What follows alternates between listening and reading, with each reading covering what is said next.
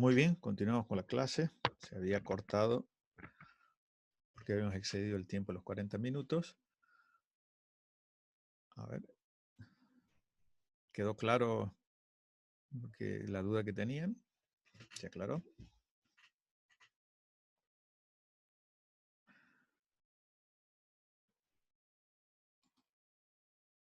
Bueno, no hay respuesta.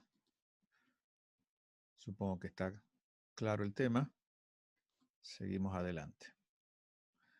Bien, entonces dijimos que esto es un ciclo completo, el primero y los subsiguientes.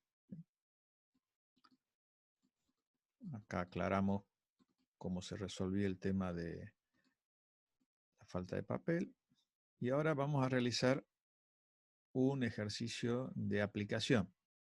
Esto sería un ejercicio tipo parcial donde vamos a analizar el interfaz de tiempo que habíamos estado analizando.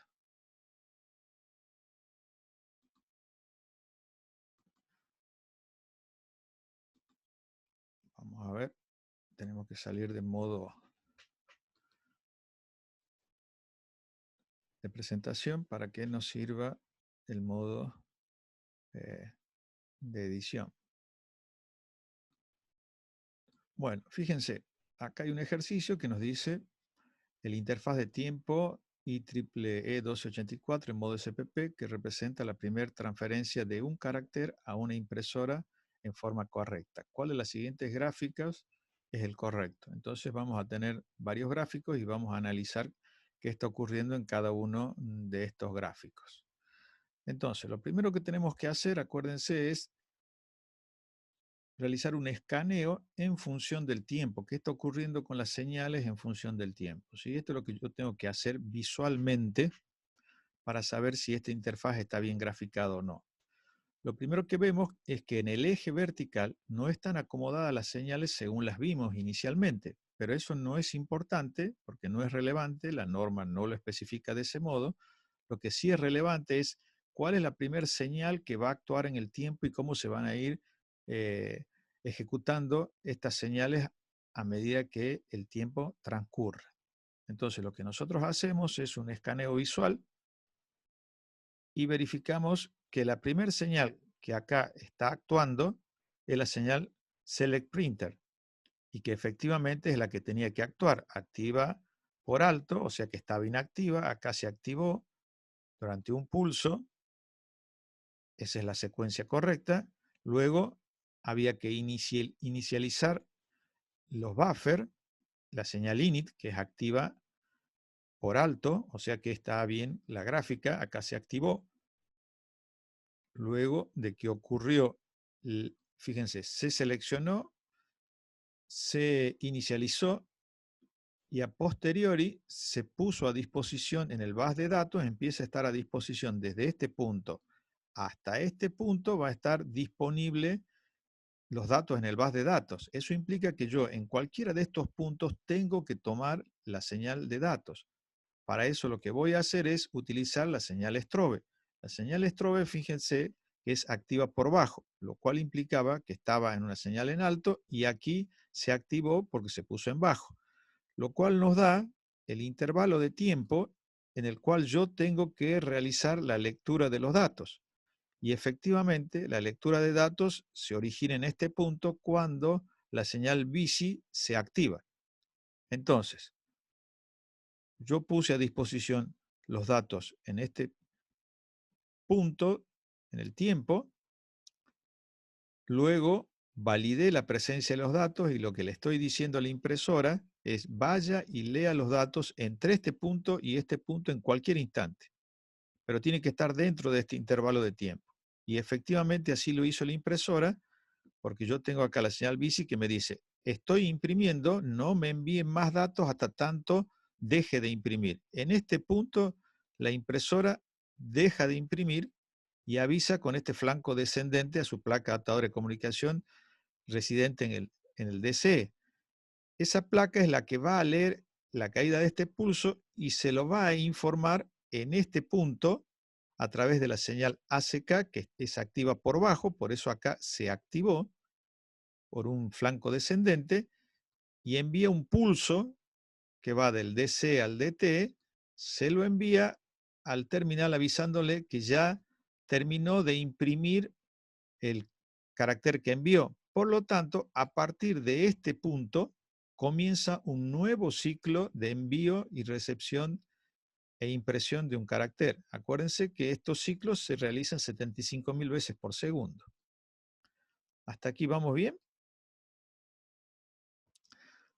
Si alguno tiene una pregunta, habilite el micrófono, que va a ser más sencillo, más rápido para evacuar cualquier duda. Si no, pasamos al ejemplo subsiguiente. En el próximo ejemplo tenemos el gráfico 2. Veamos qué ocurrió con el gráfico 2. En el gráfico 2 volvemos a movilizar este segmento de exploración y vemos qué es lo que primero ocurrió. Primero se seleccionó el dispositivo. Perfecto. Venimos bien, activa por alto, ha sido seleccionado. Ahora vemos qué ocurrió con la inicialización. Y aquí fíjense que hay un problema, porque init aquí está negado. Significa que es activo por bajo. Por lo tanto, está activado durante todo este tiempo. Aquí está activo, deja de estar activo, porque es activo por bajo, y luego se vuelve a activar, o sea, vuelve a resetear el buffer durante todo este tiempo, lo cual implica que el funcionamiento va a ser deficitario del resto de las señales, porque no va a imprimir el carácter de datos, sino que va a imprimir el reseteo de la señal, o sea, el carácter de reseteo. Por lo tanto, esta interfaz está funcionando mal, digamos. Veamos otra opción.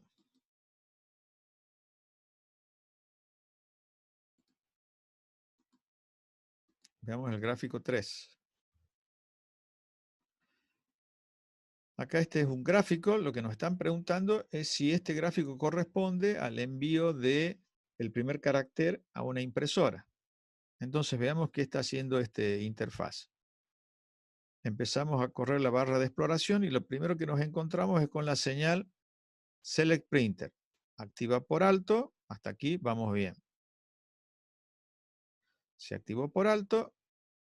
Ha sido seleccionado el dispositivo. Luego la señal init, aquí está graficada como activo por alto, viene bien, se activó, quiere decir que yo he seleccionado y inicialicé los buffers, pero acá ahora, fíjense que el problema es la señal strobe.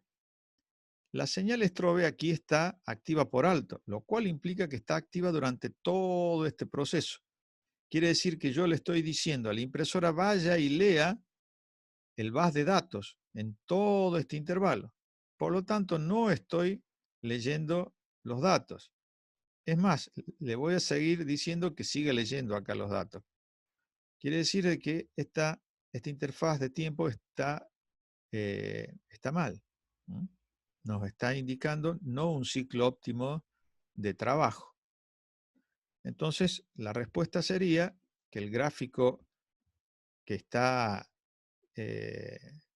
bien resuelto es el que corresponde al gráfico 1. Este es el gráfico que está bien resuelto. Bien. Ahora vamos a ver qué ocurre cuando utilizamos esta interfaz más allá de controlar a una impresora.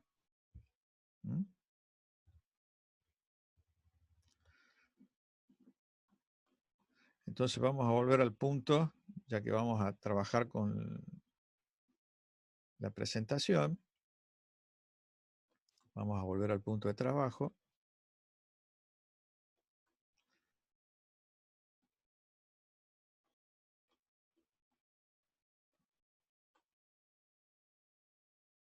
Como tiene muchas animaciones, esto demora un poco.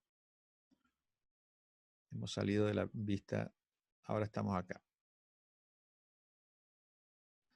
Bien, nosotros dijimos que el interfaz, como lo analizamos el SPP, las señales de control tienen una función específica cuando controlamos una impresora. Pero cuando no controlamos una impresora, son señales de propósito general. Y lo mismo dijimos con las señales de RS232. Dijimos, estas van a ser todas señales de propósito general y lo único que nos interesa es la direccionalidad de la misma para poder controlar un dispositivo concreto. Pero nos faltaba el desarrollo de una herramienta muy importante que es el interfaz de tiempo, que nos permite ver cómo van a actuar esas señales en función del tiempo. Entonces veamos un ejercicio de aplicación más allá de una impresora y más allá de un módem para cualquiera de los dos interfaces que ya hemos estudiado. Acá se desea automatizar la carga de un recipiente. Este recipiente queremos que se llene. Acá tenemos una tolva que supongamos que posee un líquido. Acá tenemos una electroválvula que abre y cierra el paso del líquido a través de la tolva. Y acá tenemos un recipiente con un sensor de nivel. Acá tenemos un sensor de nivel que sensa el nivel del recipiente para que se llene hasta ese punto. Y acá tenemos un sensor de posición que sensa si el recipiente se encuentra en el lugar correcto para ser llenado. Entonces, ¿qué nos piden? Que automaticemos la carga de este recipiente.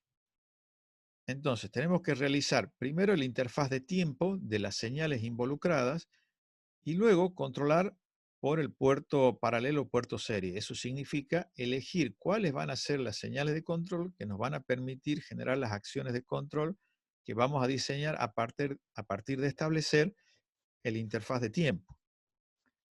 Entonces, veamos de qué estamos hablando. Lo que nosotros tenemos que graficar en una interfaz de tiempo es el ciclo óptimo del proceso que pretendemos controlar. Así como vimos cuál es el ciclo óptimo de transferencia de un carácter, del primer carácter a la impresora, y dijimos, tenemos que seleccionar la impresora, luego tenemos que inicializar el buffer, luego tenemos que poner los datos en el bus de datos, luego tenemos que validar la lectura de esos datos, luego la impresora se tiene que ocupar de imprimir, y eso lo va a informar a través de la señal BISI, y luego cuando se desocupe, eso lo va a informar la señal ACK. Entonces, vimos cuál es la gráfica de un ciclo óptimo. Lo que vamos a hacer ahora es diseñar el ciclo óptimo para cualquier proceso que pretendamos controlar.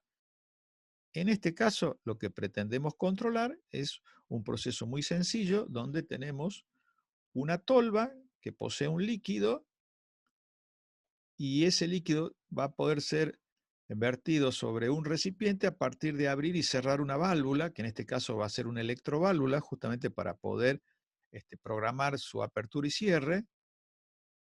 Este recipiente poseerá un sensor de nivel que sensa cuando se alcanza el nivel deseado y disponemos a su vez de un dispositivo que sensa la posición de este recipiente en su lugar de trabajo.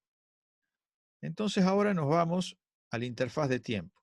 Acuérdense que dijimos, la interfaz de tiempo es una gráfica bidimensional en el cual en el eje de las abscisas colocamos el tiempo como variable y en el eje de ordenadas colocamos como variable la amplitud de la señal que estamos analizando. Nosotros vamos a analizar tres señales. La S1 que corresponde a la apertura y cierre de la electroválvula, S2 que corresponde al nivel del líquido y S3 que corresponde al sensor que define si el recipiente se encuentra en su lugar de trabajo, en el lugar óptimo de trabajo. Entonces analicemos qué está ocurriendo acá en función del tiempo. Fíjense que en el tiempo T1 se sensa la presencia de este recipiente en su posición de trabajo. Acuérdense que acá están definidas todas señales activas por alto. De lo contrario, tendrían aquí una línea que indicaría que son activas por bajo. En este caso, son activas por alto. Entonces, significa que está inactiva durante el periodo entre T0 y T1 y se activa en el tiempo T1. Por lo tanto, sé que a partir de T1 yo ya puedo empezar a llenar el recipiente siempre y cuando esté vacío el recipiente, porque si el recipiente vino lleno y yo abro la electroválvula, rebalsaría. Entonces, fíjense, la señal S2 es la segunda que yo voy a consignar y acuérdense que el orden es aleatorio. Yo lo coloco en un orden mnemotécnico que sigue la secuencia para hacer más sencillo el análisis posterior.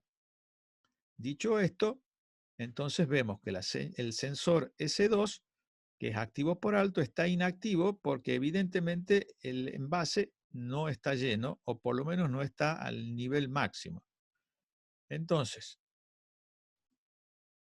lo que hago es, S3 me indica que está en posición en el tiempo T1 y ahora fíjense que en cualquier intervalo de tiempo después de que yo sé que está el recipiente en posición y después que yo sé que el envase está vacío, recién activo el sensor S1, lo que hace es abrir la electroválvula. Esto es una electroválvula, quiere decir que yo le coloco energía en el circuito y esa electroválvula se abre.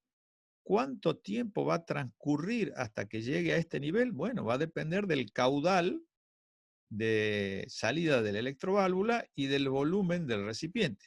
Este tiempo es un tiempo físico, que será la relación entre el caudal y el volumen. Transcurrido ese tiempo, yo lo que voy a censar es el flanco ascendente que va a indicar el sensor de nivel que ha cambiado su valor porque ha detectado que ha llegado a su máximo nivel. Entonces, en ese momento, fíjense,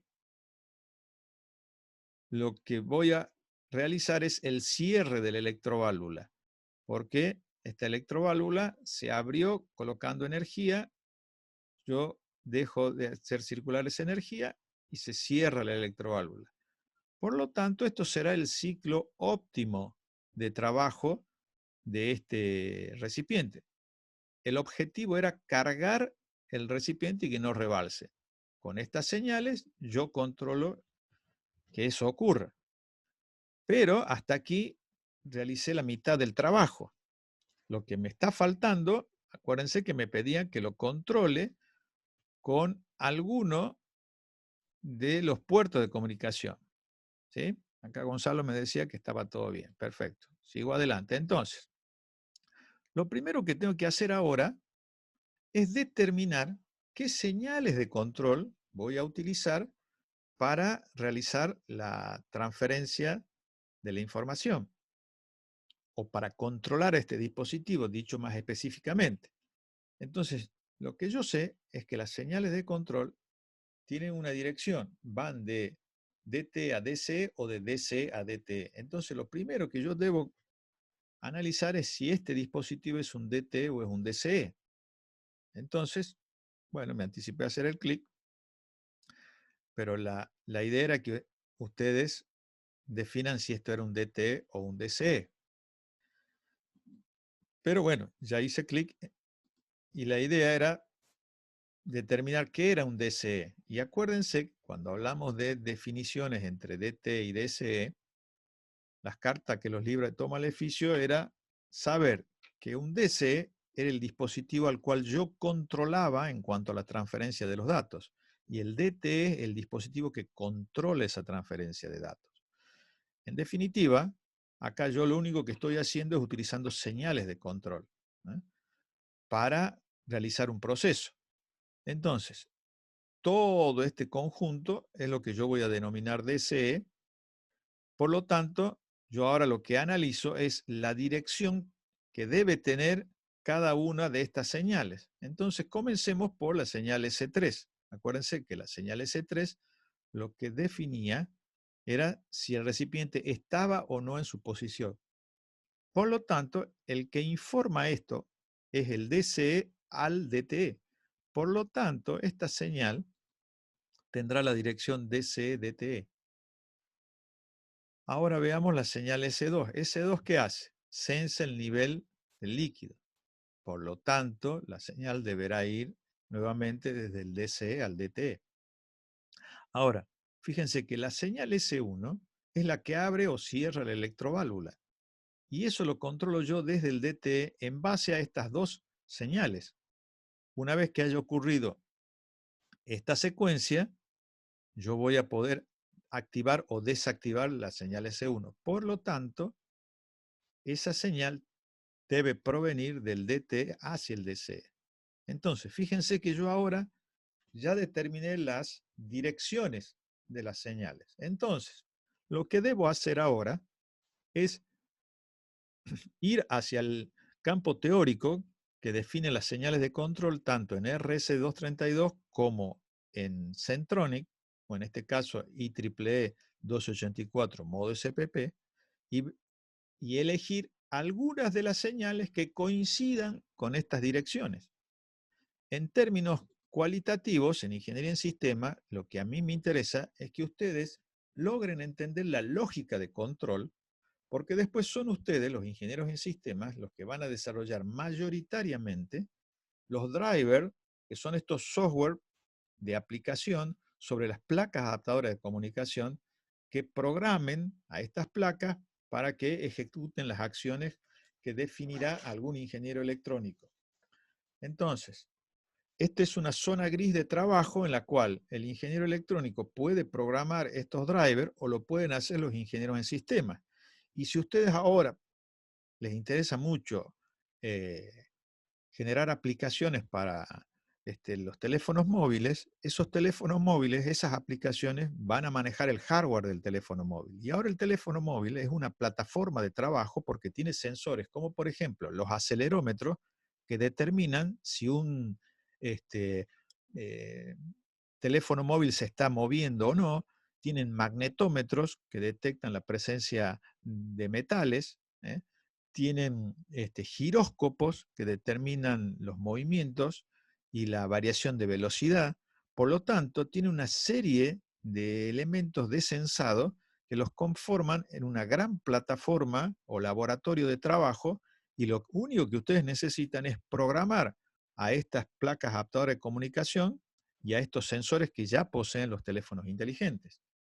Entonces, hoy, desconocer las lógicas de control de los distintos sistemas de comunicación es alejarse de un nicho de trabajo que tiene mucha, pero mucha potencialidad, sobre todo si consideran que vamos hacia el Internet de las cosas. ¿Se acuerdan? Habíamos citado esto en clases anteriores, cuando hablábamos de sincronismo.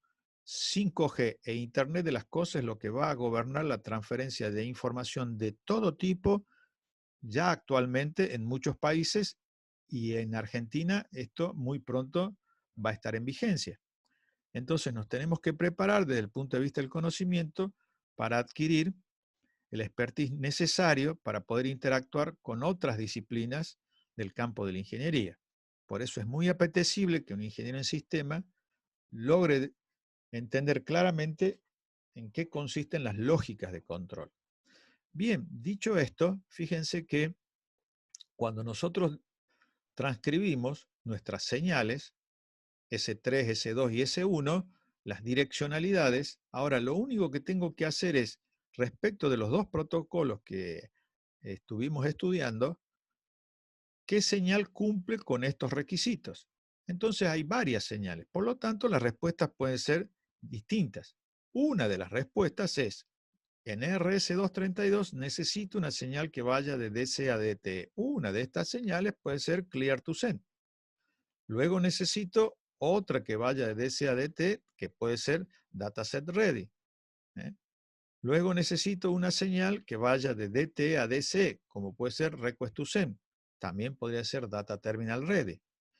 Bien, ahora en modo SPP yo necesito una señal que vaya de DC a DT, o sea, en este caso sería la señal diseñada para una impresora, por ejemplo, BICI era una señal que la impresora le enviaba al terminal diciéndole estoy procesando el dato, o sea, imprimiéndolo, no me envíes más información. Entonces, BICI es una señal que va de DC a DT. Reconocimiento ACK también es una señal que va de DC a DT y que avisaba de cuándo se había desocupado la impresora. Y strobe es una señal que va de DT a DC y que indica que en el caso que fuese una impresora, de que vaya y lea el bus de datos. En este caso, esta señal nosotros la vamos a utilizar para decirle a la electroválvula que se abra o que se cierre. En este caso, ACK, el sensor 2, que era el sensor de nivel, lo vamos a utilizar para indicar que llegó al nivel deseado. Y en este caso, BICI, esta señal la vamos a utilizar en nuestro ejemplo para indicar de que, fíjense, corresponde a C3, de que el recipiente se encuentra en el lugar de trabajo.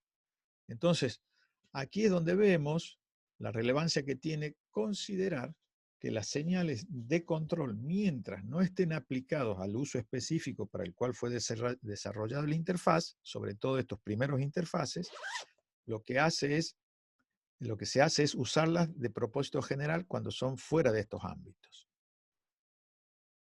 Bien, acá ahora lo que vemos son los cables de interconexión existentes en el mercado. Y para aquellos que crean que esta interfaz ya está obsoleto, fíjense que existen adaptadores de comunicación que permiten conectar USB con una interfaz paralelo. O sea que todavía podemos seguir programando muchas de las acciones de control a través de estos puertos.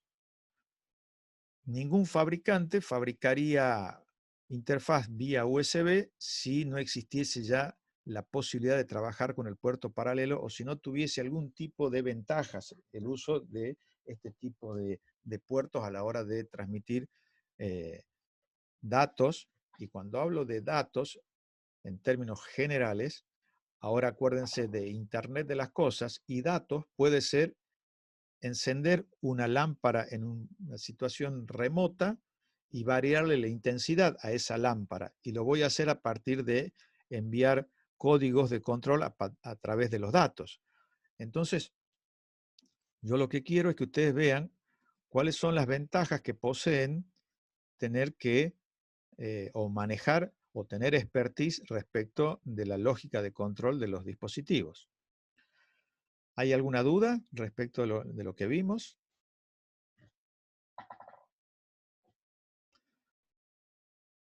De todas maneras, más adelante vamos a tener una última clase de consulta específicamente.